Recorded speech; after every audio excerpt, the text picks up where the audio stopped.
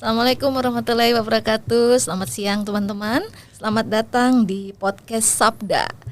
Oke, kali ini kita akan membahas tentang virtual reality dan augmented reality. Nih teman-teman dari UNJ ya kan ya. Oke, ada Mbak Putu. Selamat datang Mbak Putu. Apa kabar? Baik, Mbak Yanti. Mas Deo, apa kabar Mas? Baik, Mbak Yanti. Oke, Mas Al, apa kabar Mas Al? Baik Bu Yanti, sehat selalu. Oke, alhamdulillah ya. Oke, ini ngomong-ngomong tentang virtual reality ini Mbak, saya dengar-dengar banyak digunakan ya saat ini, lagi booming, apalagi di dunia pendidikan ya. Sebenarnya virtual reality itu apa sih intinya kegunaannya gitu? Silakan Mbak. Virtual reality itu termasuk teknologi yang baru ya, dan sekarang juga sudah mulai banyak digunakan di dunia pendidikan. Itu sebetulnya merupakan media dijadikan media pembelajaran 3 dimensi yang interaktif dan di sini yang bedanya adalah ada sensasi bisa merasakan di dunia virtual, kita bisa masuk ke dunia itu gitu, tapi melalui virtual. Misalnya sekarang banyak yang menggunakan teknologi itu di sekolah-sekolah atau institusi pendidikan lah yang ada praktek gitu, misalnya di otomotif bisa, di kesehatan juga bisa.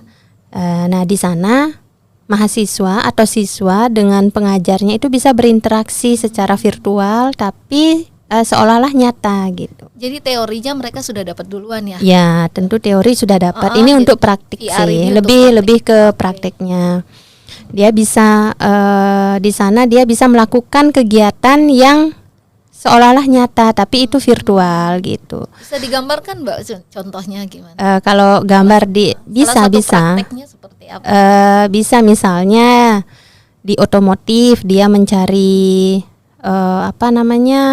kunci gitu, seperti mata bor atau apa di teknik-teknik mesin itu.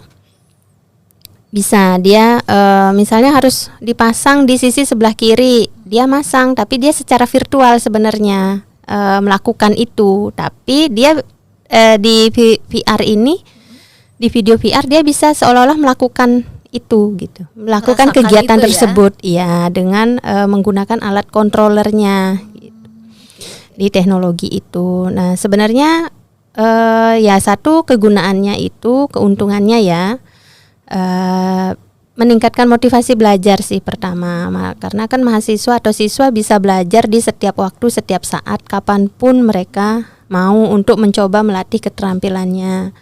Kedua, mudah diakses dan meningkatkan motivasinya itu juga karena menarik ya.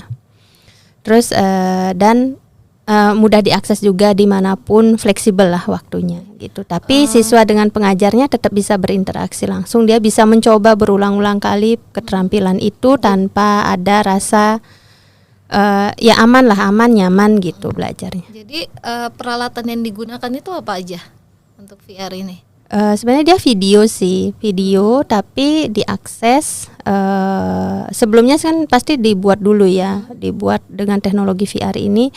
Hanya diaksesnya dengan menggunakan controller yang harganya juga relatif bervariasi dari alat yang paling pentingnya. Oculus sih namanya. Itu yang kacamata Mbak pernah lihat kan ya, yang dia pakai kacamata itu Oculus harganya sekitar 6 juta. Tapi dia bervariasi, ada yang dia berupa kacamata, dan bisa diakses lewat handphone juga bisa. Yang tentu harganya terjangkau ya untuk pelajar gitu. Kalau untuk keseluruhan rancangannya itu mulai dari aplikasinya sampai ini itu pasti butuh biaya besar ya? Ya tentunya karena kan pembuatannya itu pasti ya, namanya juga teknologi termasuk high tech ya itu. Ya tentu biayanya lumayan untuk pembuatan video itu. Tapi itu kan hanya di awalnya saja pembuatannya kan. Iya. Pembuatan awal videonya itu Saat mungkin rancangannya ya. ya membutuhkan biaya yang lebih besar lagi. Namun kalau udah jadi barangkali itu biayanya lebih udah nggak ada pengeluaran lagi kan. setelah Hanya itu. maintenance aja kali ya. Ya. Maintenance. Keuntungannya juga kita meminimalisir resiko kerusakan barang di laboratorium peralatan. Karena kan misalnya kalau otomotif dan kesehatan yang saya tahu juga itu kita bisa meminimalisir misalnya hilang barang atau rusak, cacat akibat perlakuan dari pelajar ini ketika praktikum itu sih. Iya. Oh ya, tadi Mbak Putu bilang ada interaksi ya, tetap ada interaksi antara siswa dan guru. Nah, posisi gurunya di mana? Kalau siswanya itu kan bisa dari mana aja kan dia ini mengaksesnya dari rumah atau dari sekolah atau di kelas, tidak harus langsung, tidak ada lab khusus untuk itu kan ya? Iya. Nah, ada si pengajar ini juga bisa mengakses si video itu. jadi gitu, bersama-sama mereka masuk ke dalam VR itu. Iya, gitu. Yang pengajar lebih kepada tutor atau mungkin penilaian gitu. Jadi dia bisa mengawasi langsung ya. Iya, cuman saat ini VR-nya itu masih lebih kepada untuk latihan mandiri. Okay. Latihan mandiri gitu untuk dia mengulang-ulang keterampilan gitu. Setelah itu bisa di-save ya? Bisa. Yang mereka masuk aplikasi bisa di-save ya? Bisa. Oke. Berarti semacam ini ya Bu, kalau bisa saya gambarkan itu seorang siswa mau praktek misalkan ya, praktek di otomotif nih, mau praktek servis kendaraan. Nah itu si posisi guru atau pendidik itu untuk sebagai pengawas gitu ya, dari jarak tertentu, maksudnya dalam satu lingkup ruang tertentu, nanti dia memperhatikan si siswanya itu menggunakan VR itu prakteknya sudah benar atau belum gitu. Iya. Jadi seperti itu kurang lebih ya. Seperti praktek cuman lebih langsung kepada lebih kepada latihan mandiri sih sebetulnya ditujukan VR ini. Nanti penilaiannya di penilaian bisa di laboratorium yang sebenarnya gitu. Karena kan lebih biar mahasiswa, karena sekarang kan jadi maksudnya dia latihan. Ya, untuk latihan mandiri sebetulnya, lebih kepada latihan mandiri gitu. Dari yang belajar teori, kita udah belajar teori, tinggal karena kan mahasiswa gitu ya. Atau siswa itu bisa belajar berlatih berulang kali dimanapun kapanpun, jadi nggak terpaku pada jadwal praktikumnya dia di sekolah tersebut. Selain individu itu bisa digunakan juga berkelompok. Nggak bisa ya? Nggak bisa. Itu yang mengakses. Jadi tadi dia bisa mengerjakannya dimanapun dan kapanpun asalkan dia punya alat itu ya. Iya, alat itu dia dan punya alat itu dan punya akses ke video itu. Gitu. Oh, akses videonya itu dari online juga atau online? Biasanya ditaruh di aksesnya terbatas gitu ya. Ditaruhnya di LMS-nya.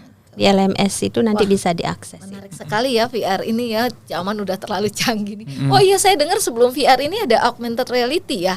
Ya, sebelum ada. VR tuh gimana tuh Mas? Sebelum VR juga ada namanya augmented reality. Jadi yang membedakannya itu kalau di VR itu ada interaksi siswa dengan dengan suatu alat. Namun kalau di augmented reality ini lebih ke visualisasi gambar 2 dimensi menjadi gambar 3 dimensi ataupun bentuk animasi. Nah, jadi itu seperti kalau di dunia pendidikan tuh kebanyakan sudah diaplikasikan pada buku-buku berbasis augmented reality. Nah, jadi bukunya dibuat khusus. Ya, bukunya dibuat khusus. Itu seringnya saya lihat itu di bukunya anak-anak IPA SD. Nah, itu sering misalnya itu pembelajaran tentang tata surya.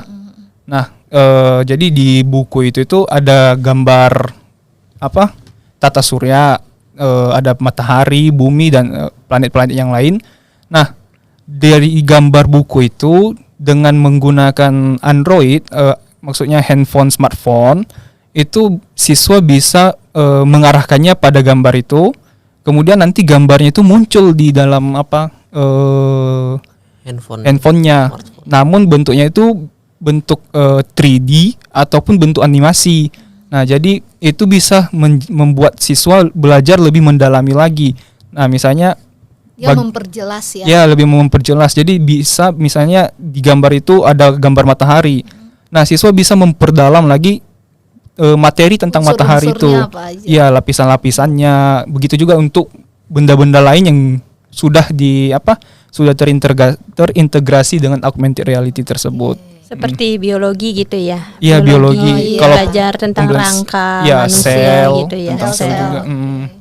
Itu sampai sekarang masih digunakan? Apa udah terganti dengan VR? Khususnya dulu sampai sekarang sebenarnya augmented reality juga lebih ini ya. Jadi augmented reality ini sebenarnya VR ini sebenarnya belum bisa menggantikan augmented reality. Berbeda sebetulnya. Ya, berbeda. Karena pada umumnya dulu masalah kendala biaya ya. Kalau VR ini menggunakan biaya yang cukup mahal seperti yang sudah disampaikan Bu Putu tadi. Jadi kalau VR itu mulai dari pembuatan videonya saja itu sudah memakan biaya yang cukup besar. Kalau di augmented reality itu tidak memakan biaya yang cukup besar. Yang penting keahlian dari seorang developernya aja, keahlian developer software augmented reality-nya itu saja dan adanya perangkat seperti smartphone tadi. Itu aja. Kegunaannya ya. Berarti lebih simpel ya kalau di Iya, lebih simpel. Ya. Hanya saja itu tadi perbedaannya itu VR itu bisa langsung praktek. Namun kalau augmented reality nggak bisa praktek. Lebih ke penjelasan mendalam gitu ya. Ya, karena kalau VR ini sebelum pembuatan video harus didesain dulu bagaimana dari pembuatan storyboardnya juga tahap-tahapnya, prosedurnya itu harus jelas memang. Setelah A langsung mungkin ada A1, A2, A3, prosedur-prosedur itu harus jelas kita ngasih ke pengembang media tersebut gitu.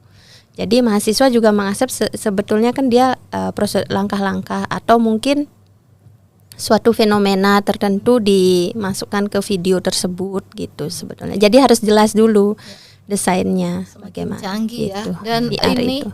akses perorangannya juga ya. Maksudnya tingkat atau level penggunanya gitu ya, usernya ya. Iya kan?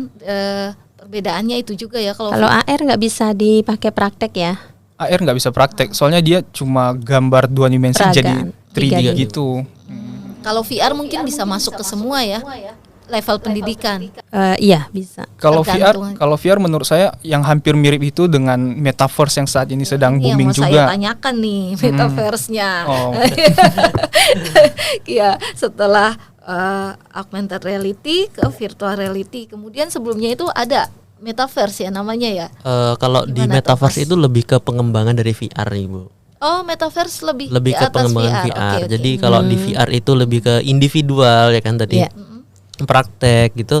Di metaverse ini lebih ke kehidupan sosial untuk saat ini, kehidupan sosial yang mana kalau bisa saya gambarkan itu seperti kalau kita itu punya yang namanya Facebook ya, teman-teman ya. Iya. Yang di Facebook ini. Nah, itu ada tuh kalimatnya meta gitu. Nah, itu kan sekarang Facebook berganti nama menjadi Meta ya.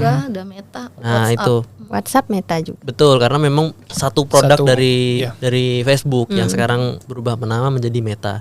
Dan itu kalau dari metaverse itu dari segi sosial seperti kayak kita bersosial media saja, cuma kita tuh berinteraksi secara langsung via virtual. Jadi kita seperti masuk di dunia maya, tapi interaksinya sosial seperti dunia nyata. Seperti kita ini. Berarti bisa berinteraksi satu sama lain. Bisa si A, si B, si C dalam waktu yang bersamaan, tapi secara virtual gitu. Ya, secara fisik tidak bertemu. Secara fisik tidak bertemu. Misalkan seperti kita nih bertemu berempat di satu studio yang ini. Kalau di metaverse kita bisa bertemu dari rumah, dari kantor. Tapi tetap penggunaan alatnya sama, Oculus seperti yang tadi di VR itu. Oh, dia pakai Oculus juga? Tetap pakai Oculus. Nanti untuk setting ruangnya seperti apa, terus wajah sampai bentuk wajah pun kita bisa sesuaikan. Kalau yang sekarang itu seperti ada emoji, terus ada stiker di WhatsApp, itu kan bisa menciri khaskan karakter Diri wajah. kita. Betul. Ya, avatar. Avatar itu nanti yang akan muncul di metaverse itu. Oh, seperti itu wujud kita gitu. Wujud kita seperti itu gitu. Jadi kalau di metaverse itu kita bisa kerja kelompok di situ bisa ya. kerja kelompok. Langsung bertatap Ya, maya kalau gitu di dengan VR kan nggak kita. bisa. Kalau di VR itu hanya bisa diakses per individu meskipun mengakses video yang sama gitu. Ya, Dan betul. tidak terlihat orang lain kan. Nah, tapi kita hanya sendiri saja di Hanya sana. sendiri. Asal jangan dilakukan di bawah pohon aja ya. Oh, sendiri. jangan. Jadi kalau di VR Bisa itu kalau mencari ketenangan mungkin bisa. ya, kalau di VR itu kayak kita main game ya mungkin ya. Kayak main game. Jadi kita tuh masuk di dunia game itu kalau di VR. Kalau di metaverse itu ya kayak kita di saat ini Nah, bisa ketemu. Salah Cuma satu aplikasi yang sudah menggunakan metaverse mungkin Getter ya. ya Tahu salah Getter satu. ya? Ha-ha. Oh, oke. Cuma untuk kedepannya masih dalam proses pengembangan ya, karena masih ada pro dan kontra. Getter itu. Iya, apapun itu yang Oh ya, berkaitan meta dengan itu ya, metaverse oke. itu, karena ya itu tadi karena manusia terbiasa berinteraksi sosial secara Iya. langsung, terus ada media yang namanya metaverse ini artinya kan mereka tetap bisa bersosialisasi, tapi kan tidak secara Tidak bisa fisik, menggantikan dunia nyata. tetap tidak juga. bisa menggantikan dunia nyata. Ya karena pada intinya manusia adalah makhluk Makhluk sosial. sosial. Makhluk sosial betul. Ini hanya jembatan bagi mereka yang ada jarak gitu Bisa kan. Iya, colak-colek betul. juga. Iya. Gitu. Situ nggak bisa colak. Mendekatkan yang jauh. Sebuah keuntungan untuk yang LDR mungkin ya. Ya. Ketahuan siapa yang LDR. Makin canggih nih ya topik Iya. kita ya, makin canggih, makin waduh meluas dah pokoknya ini harus banyak-banyak kita belajar, baca dan jangan lupa menggunakannya juga ya. Betul Jangan itu, cuman betul. tahu tapi kalau nggak pernah menggunakan ya itu Ya. juga Ya. aduh menarik sekali Dan kalau teman-teman bisa ya. dari kita ini sebagai teknolog pendidikan ya. Calon. Calon teknolog pendidikan ini kita harus bisa memanfaatkan media-media itu, entah yang AR, VR, metaverse itu kita punya gambaran ke depannya. Oh, VR tuh seperti ini ya. Oh, ternyata nanti bisa dimanfaatkan untuk penggunaan media pembelajaran. AR tuh seperti ini ya. Bahkan udah banyak yang menggunakan itu sebagai Iya. modul ya, Mas Deo ya. Dalam modul. Untuk yang kedepannya metaverse nih nanti kita juga belum tahu seperti apa, tapi kita ada gambaran sedikit nih. Oh, nanti sosial berinteraksi sosial via maya, via Facebook, via sosial media, cuma bisa tatap langsung gitu. Itu bisa dimanfaatkan juga nantinya. Ya, karena kembali lagi ke apa namanya? Teknologi ya, peran teknologi untuk pemecahan masalah. Iya betul, sesuai dengan definisi AECT tahun 1994. Iya. Ya, Ya. 1994. Untuk pemecahan keren masalah banget. belajar ya. Iya, memecahkan masalah tanpa masalah. Iya. Dan jangan lupa 2004 praktik etisnya. Praktik Oh, Iya. praktik Iya. etis. Betul, itu saling berkaitan itu nanti. Etika dan estetika. Tentu pada saat kita pada saat menggunakan harus kita Iya. memperhatikan kode Memperhatikan etik itu. semua. Betul sekali. Facilitating. Iya. Facilitating learning. dan memperhatikan apa namanya tuh? Memperhatikan Tujuan pembelajarannya. ya pasti. dan itu apa? Haki itulah apa? Hak intelektualnya. Hak intelektual. Ya, Pelajar. dilindungi. Ya, Oke. yang mana nanti ujungnya dari pembelajaran itu kita bisa lebih deep learning lagi. Iya. Tiper sekali ya. Deep sekali. Oke, terima kasih teman-teman. Waduh, enak sekali dia ngobrol kayak gini. Inilah yang tidak bisa digantikan dengan Iya. Metaverse tadi. Iya. Memperhatikan mimik wajah pada saat bagaimana Iya. berinteraksi. Senyum dan nah, tawa itu. yang sebenarnya Betul. ya kan. Kalau di metaverse kita nggak tahu dia benar-benar nggak nih. Iya. Iya. Soalnya gambarnya cuma avatar gitu. Ih, avatar apalagi Ada kelemahan dan kelebihannya tiap Ya semua teknologi. semua ciptaan manusia kan teknologi itu Oke. ciptaan Iya, manusia benar, pasti benar. ada kekurangan kelebihan. Ya, terima kasih banyak teman-teman. Waduh, enak sekali ya ngobrol tentang teknologi ini ya. Apalagi ke depannya nanti, aduh berapa tahun apalagi nih nanti yang muncul gitu ya. Oke, karena waktu kita sudah dibatasi, maka kita akhiri saja sampai di sini teman-teman. Mungkin lain kali beberapa waktu ke depan kita akan kumpul lagi, bertemu lagi, tidak dalam metaverse ya, tapi yang Iya. sebenarnya seperti ini. Siap. Oke, selamat siang teman-teman semua. Sampai jumpa kembali di podcast Sabda selanjutnya dengan Selamat topik siang. yang berbeda tentunya. Selamat Selamat siang. siang. siang. Terima Terima kasih. Terima kasih.